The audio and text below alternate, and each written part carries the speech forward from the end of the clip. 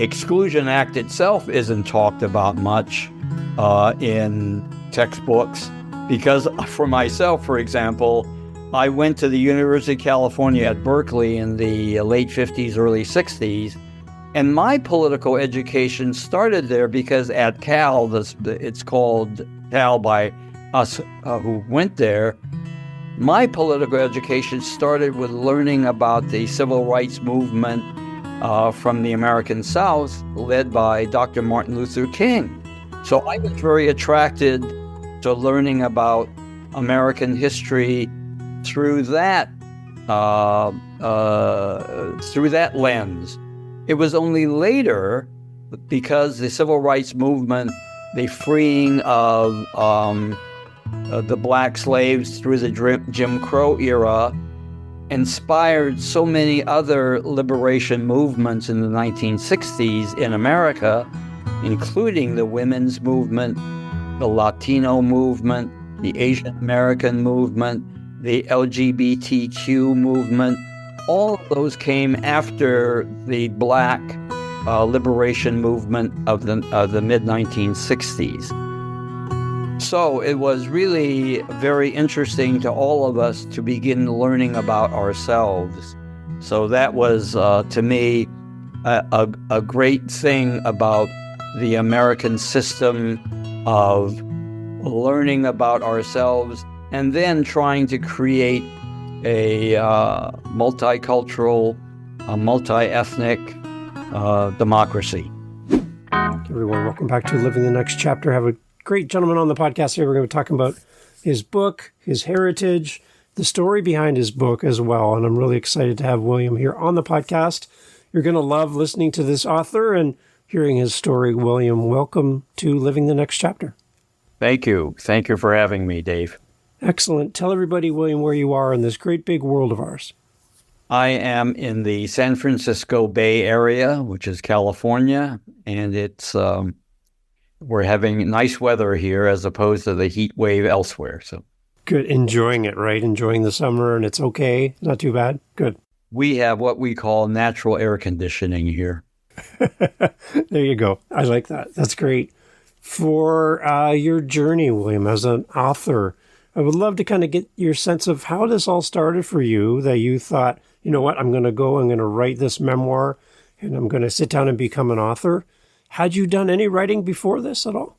Oh, yes. I'm a retired newspaper journalist, and my first book was a collection of my journalistic writings, mainly commentaries, analysis, columns, points of view, called Yellow Journalist Dispatches from Asian America. It was published in 2001 by Temple University Press. So that was my first book.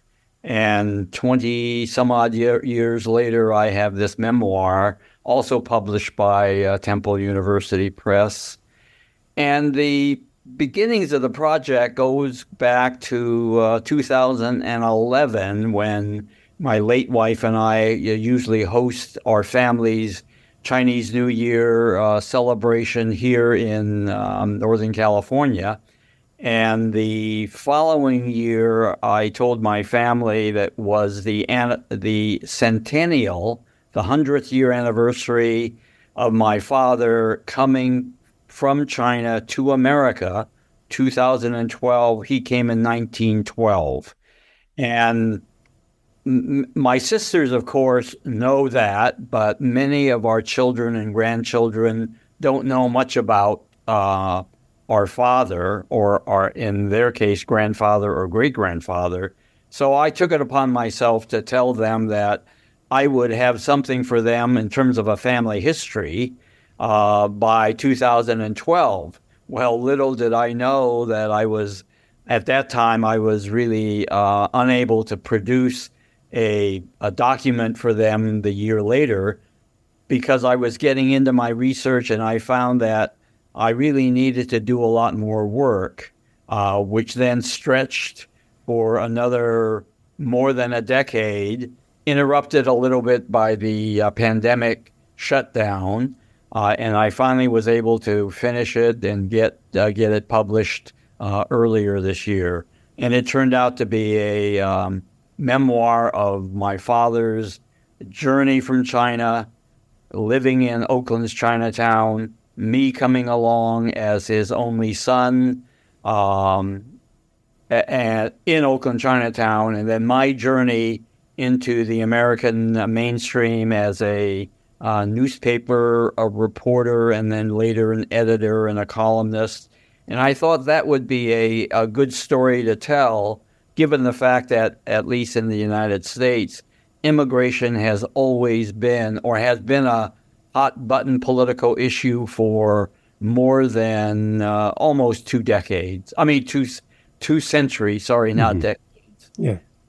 And I think it does tell a story that is little told from the standpoint of Chinese Americans and Asian Americans in a country that is quite diverse in terms of ethnicity and race and culture. Okay. How did your journalism background help you as an author writing this book? Well, it gave me the sort of mental tools to do the research, to look for as many truthful, factual information as I could get. I had documents both in Chinese and in English that told pieces of my father's story. The Chinese documents were family heirlooms, and I had them translated because I'm not literate in the Chinese language, and I don't speak it very well at all, at least the dialect that I grew up with. And as I said, I don't speak any Mandarin or very much Cantonese. But I had the English language documents were very interesting because when my father came here, first in 1912, and then when he returned to China from 1919 to 1933, he had to go through the process of coming through the Angel Island Immigration Station, which is right in the middle of San Francisco Bay, which was the place where the U.S. government immigration service enforced the Chinese Exclusion Act, which had been passed in 1882. And from those documents, I got transcripts of the interrogations.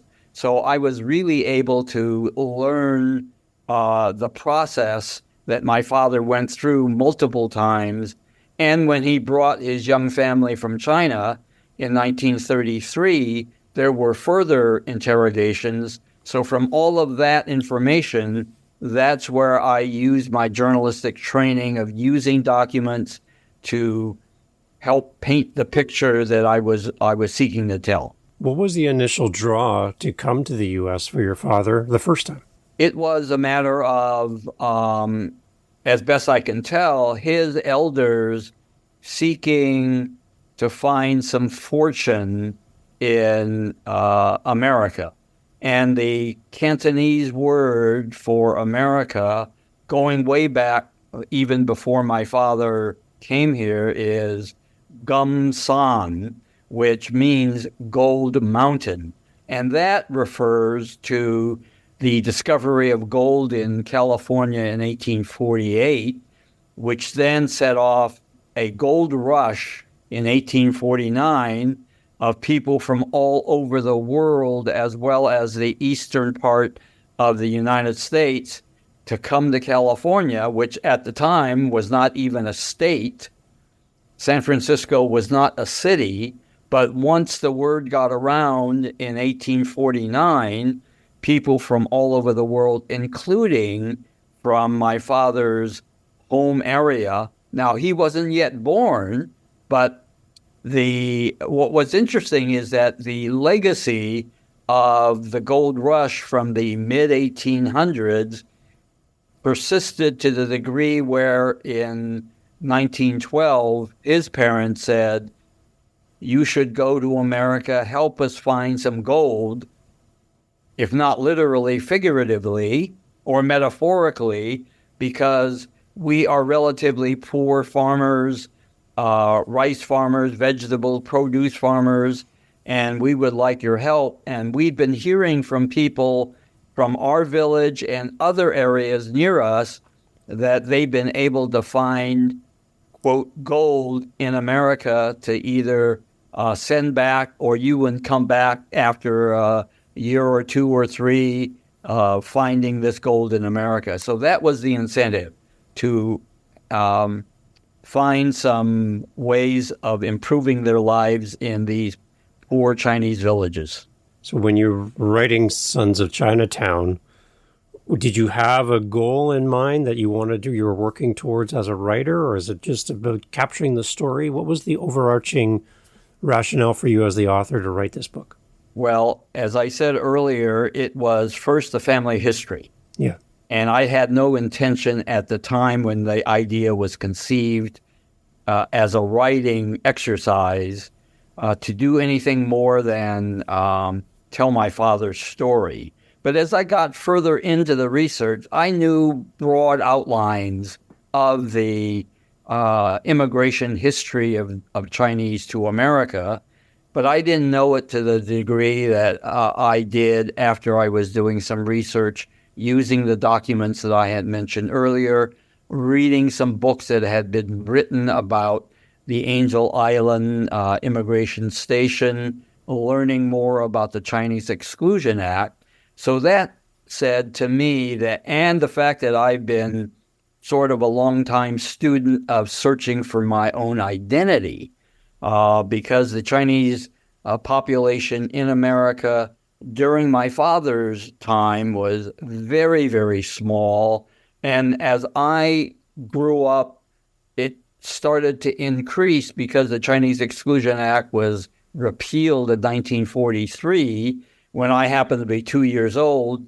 So by the time I grew up and started my own life, we were able to, me and my age cohorts, were able to begin integrating into America, getting jobs like as a newspaper reporter in my youth, and other fields too. So the curiosity for me grew as I started thinking about where I came from, which was a segregated Chinatown, where my first language was the dialect of my father, where I learned English starting in public school as a kindergarten student in the mid-1940s. All of that I began educating myself, learning more about who I was, or more interested in who I was. So that really was the process that I was using. And when I started this project, I said, I think I need to tell of the larger story of my father's immigration experience and my experience of integrating and assimilating into mainstream America. When your father comes to America, was it everything he hoped it would be, or did he find it very difficult? Well, it's hard to know what he had hopes for. I think initially, this is my guess, that he wanted to do what his parents wanted him to do because he was a teenager and he had no English skills himself. But when he got to Oakland as this mid-teenager, he did go to the public school near Chinatown that served Chinatown children. So he began to learn English, but his English wasn't super great. He was working in an herb shop in Chinatown, lived there, and then went back to China in 1919 to get married because his mother had found a girl in a nearby village, and that was the plan, to bring him back to the village, to marry and start having a family. But they decided somehow that he would return to Oakland, make some more money, and do the kind of a back and forth between Oakland, California, and the village in China over the next 10 or 12 years. So I don't think he had any grand ambitions. I think at first, he thought he would get his fortune in America, relatively speaking, returned to the village, but for whatever reason, and we don't know the answer to this, why he continued to come back to America. And I and my sisters, many years after his death, have ruminated and felt blessed, frankly, that he decided to finally settle in Oakland in 1933 when he brought his young China family over, because otherwise we wouldn't, the Oakland-born children, and my three older sisters and me, would not have the good fortune ourselves in achieving what we think is the American dream, which was getting into a middle-class life, having the freedoms that we have, but still having sort of an emotional attachment to our father's home country. What do you think your father would think about the book, think about his story being told in this way? How do you think he would respond to this? Well, I do tell the story of my father and my mother's relationship and our Chinatown family dynamics in a very honest and I think fair-minded way, in the way, again, where my journalism training has taught me to tell the story. I'm not sure he would like what I say because I am very straightforward about conflicts within the family, conflicts with his wife, my mother, because they worked terribly hard to provide for their 7 children. And it was very hard work. And because of the Chinese Exclusion Act, Chinatown people, including my parents, had no opportunity to integrate into America and into a more middle-class life until I was, in my 20s. And by that time, my father was dead and my mother was retired. So it became a situation for them, a great struggle. But they always wanted their children, whether they stayed in China, which they didn't, or here in Oakland, they wanted us to have a better future, which to me is one of the definitions of the American dream. So they would probably not like the fact that I would tell everyone through my book of their struggles, and but I think they would be proud of us to have achieved a better life that they had from the standpoint of wealth and success, however you define that. They might not like the fact that we have lost some of our root Chinese cultural heritage, but I think that is the interesting dynamic of how many immigrants, wherever they are, going from a home situation to a new situation, there is either a assimilation, acculturation process that goes on regardless of what your race and ethnicity is, if you are going to make a life in your new home. And so it's an interesting question. I just don't know whether they would like what I said about them and the family dynamics, but they would be proud, I think, that their children have made it in America. For those, William, who are listening, we have a global audience. Some of them might not be as familiar with the Chinese Exclusion Act. Can you kind of unpack that for the listeners as well? Sure. The earliest Chinese came during the gold rush, which was really in the 1850s. And they, along with people from all over the world, were in California, which then became a state, looking for gold literally in the foothills of California, just east of the Bay Area where we are now.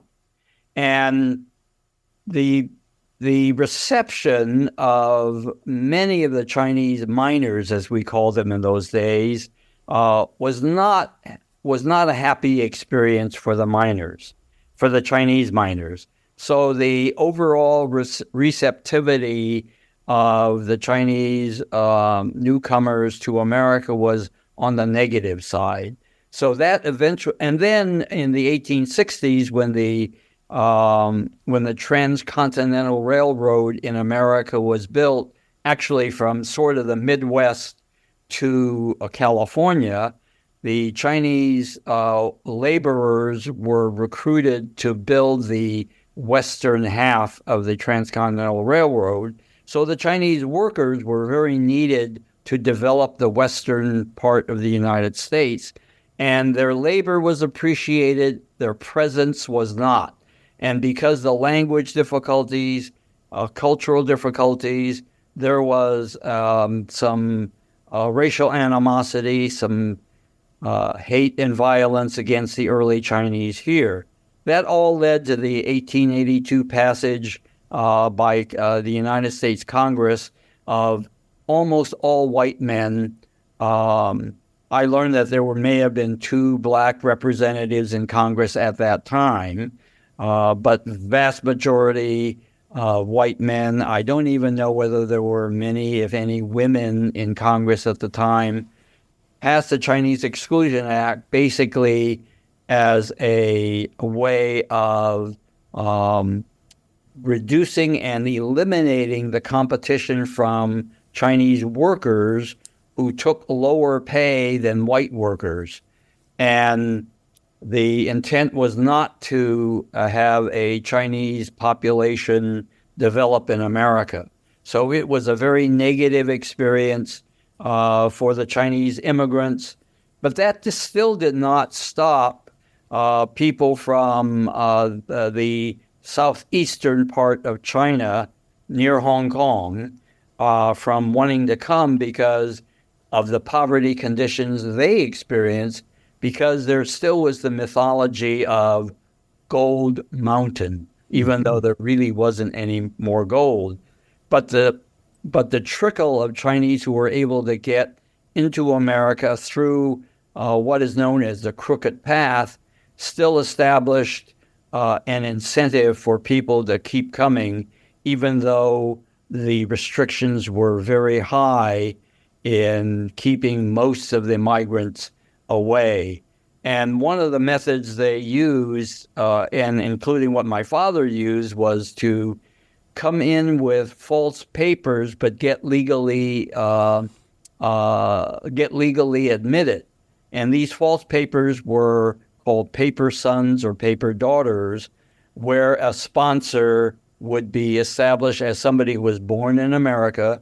Somebody in Chinatown would say, I have X numbers of children, mostly boys, and because I'm born in America, I can bring in children that I had in China, which was a very interesting dynamic unto itself.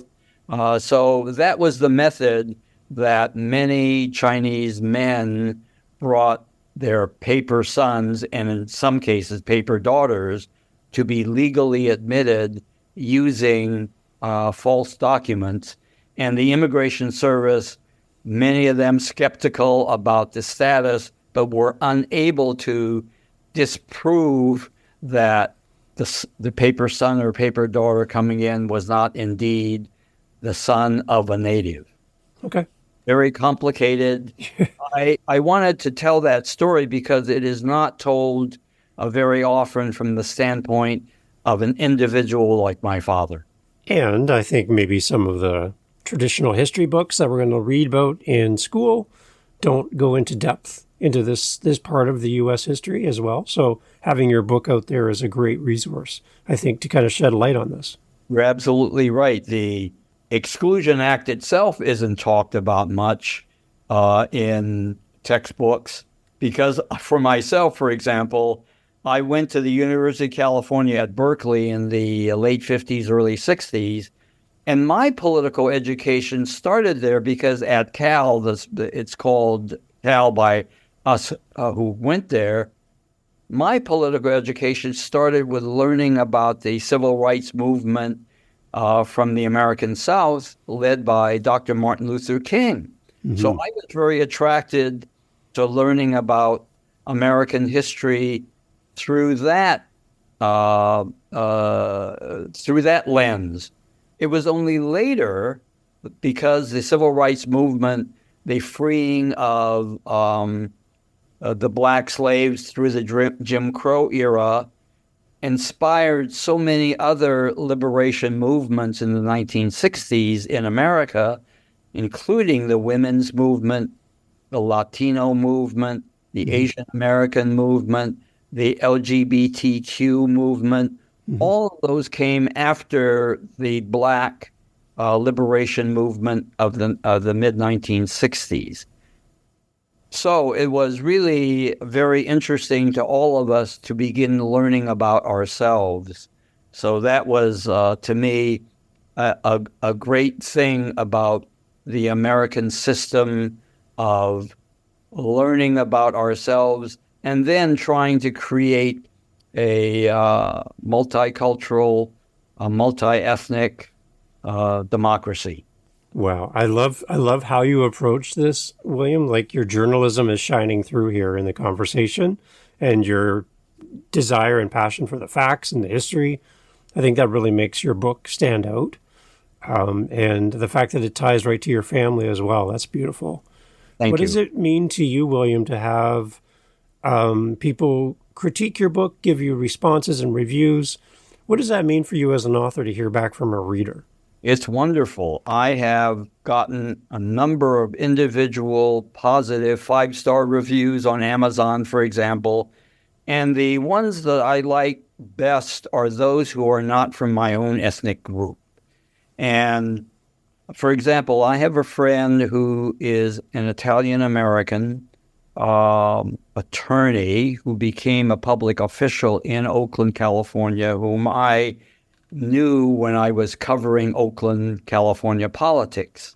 And his background, very briefly, is this. His mother was coming from London to America, and she was pregnant with him. They ended up in Brooklyn, New York. And he grew up in an Italian-American community in Brooklyn. So when he read my story, now he and I are friends, but he didn't know all of what I revealed in my book. So it resonated with him because when he grew up in a Brooklyn Italian-American community, he had similar feelings of perhaps not feeling fully integrated into the America that is imagined, because America still has the identity on one hand of being sort of a white Anglo-Saxon Protestant society, which is totally not true. Among the founders it may have been, but in today's America, it's much more than that. Yep. So it really resonated with him, and I was so happy to get that kind of reaction. And I was so happy that people got the message that I was trying to convey, that I was using our family story to illustrate both the good parts of America, which is a welcoming place where those of us newcomers can come in, find opportunity, and therefore find a safe and secure living environment. But at the same time, I point out that there is also still existent the bad America, where there are elements of American society that does not welcome newcomers at all, and especially people who are non-white. Because while we're chatting, William, I have your Amazon book up, your listing up online here. I'm scrolling through some of the reviews from your readers, and they love the book. Yes. Rebecca D. gave you a 5-star review, and she says that Sons of Chinatown is a fascinating memoir from a father's humble beginnings to a son's career as an American journalist. The journeys of the father and son intertwine with hardship, success, family, and history. Having lived in Oakland for a short time, the East Bay and Oakland's Pacific history was especially interesting for Rebecca, and the author has also shared rural Chinese culture and the process of transitioning to America and all that accompanied it, including insight into Chinese Exclusion Act, which we've talked about, and how his father and others navigated it. The author ended Sons of Chinatown with a powerful epilogue that will be something I think about for a long while. I recommend this book to any reader interested in immigration, the history of Oakland, Chinatowns, rural China, career journalism, and more. It's a must-read for all Oaklanders. So for Rebecca, William, what would you like to say to Rebecca as she's lifted you this great review? I'm very happy with the review, but I would say not just all Oaklanders, but people who are interested in immigration and how people from different countries and cultures, right? And this applies not just to America, although we Americans can get a little myopic about that, but this happens all over the world, and we know that. And from my distance reading about what's happening in Europe, for example, where non-white people have, for many years, refugees from all the different wars from different regions try to get to England, London, France, Germany, all the other countries that have economic power and presumably some freedoms and some opportunities. It's a story that I think will resonate with many people who are not from Oakland. There you go. It's great. So, William, again, for the book, I can see it here on Amazon, but we can go and buy our copy. I'm encouraging everyone when they buy their copy to leave a great review. It always helps the other people that are thinking about making a purchase that this is the right book for them. And it's an encouragement for our authors as well to get that kind of feedback. So as far as connecting with you, William, and to know more about you as an author and to follow your journey, where do we go and how do we connect with you?